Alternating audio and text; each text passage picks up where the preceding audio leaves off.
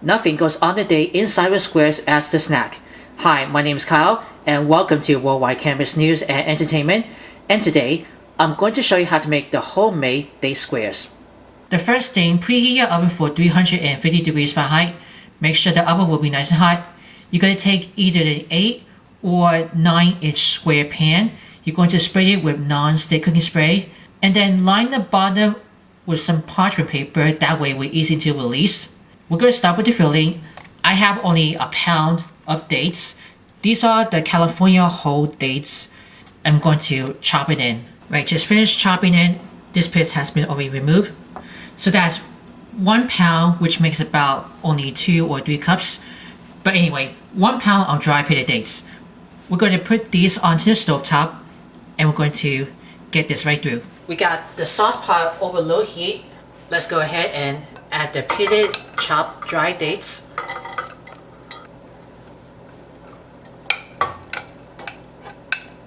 Along with 1 cup of water, 2 tablespoons of lemon juice,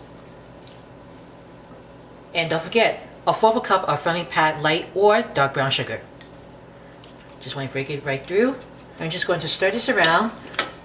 We're going to cook these until the dates just soften up for 10 minutes. Just want to make sure to keep moving all the way around with the dates. Might be just perfect. You can see the dates just soften up after it's just about simmering. While I keep moving all the dates around, while it's still hot, I'm going to put 1 teaspoon of pure vanilla extract.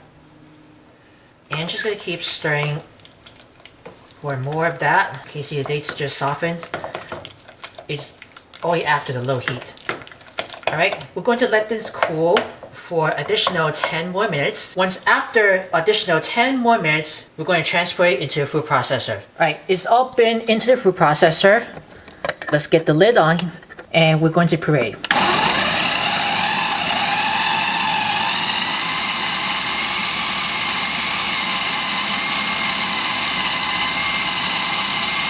It just smooths all the way around. I just stopped pureeing that I scraping down the sides using with the rubber spatula before I keep pureeing that. Once that puree, we're going to set this for momentarily. We're going to move on for the crumble bases and the streusel toppings. In a large bowl, we're going to put in 1.5 cups of quick or old-fashioned oats. I'm going to follow by 1.5 cups of all-purpose flour, 3/4 cup of finely packed light or dark brown sugar once again, 3/4 teaspoon of baking soda, and just a little 1/8 teaspoons of kosher salt.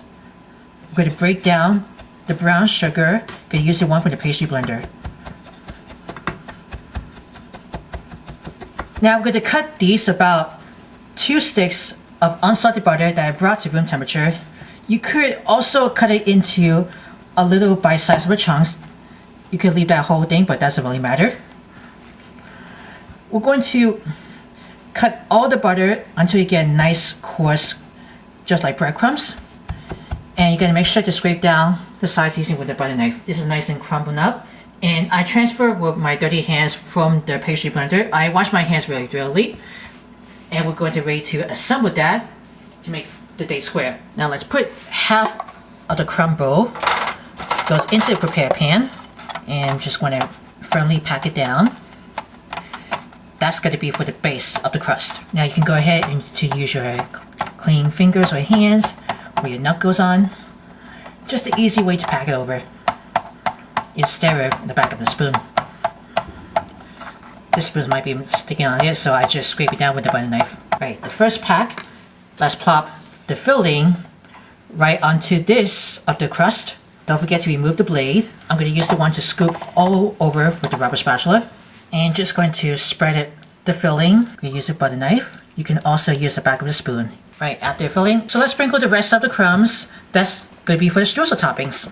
And just make sure to cover inside with the filling from the rest of the crumbs. Like I'm saying for the streusel toppings. I just use the one to a little bit pat it down with the fingers. So that's going to be stays right in through. Alright, now that goes into the oven, 350 degrees Fahrenheit. We're going to bake these to set for 30 minutes until nice and golden brown on top. I'll come back and I'll show you what it looks.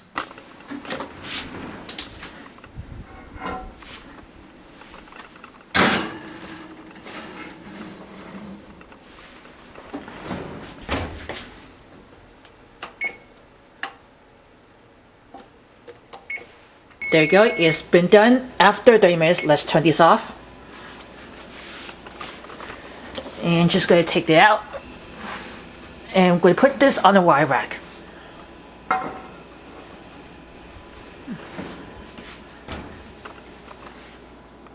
Here we go. Once after bake for 30 minutes, I've been already took it out from the oven. Then you want to put this on a wire rack to cool. That should take about 1 hour or so. Using a toothpick to insert it to check with inside of the square, and it comes out clean. Now once it's cooled completely, you can go ahead and cut it into 16 squares. You can go around here just straight. You can use the one with the butter knife and see how it goes. Alright, it's been after I cut it into about 16 squares. If you have any leftover, you can store it into an airtight container and refrigerate for later. And here you go. You have a finished homemade date squares. So if you're interested for more recipes, write down in the comments below if you want to say something. Make sure to view all videos you watch before sharing. Always subscribe to my channel. Click the bell to see all notifications about the new videos and the latest video. And don't forget to give it a big thumbs up for everyone. As always, enjoy.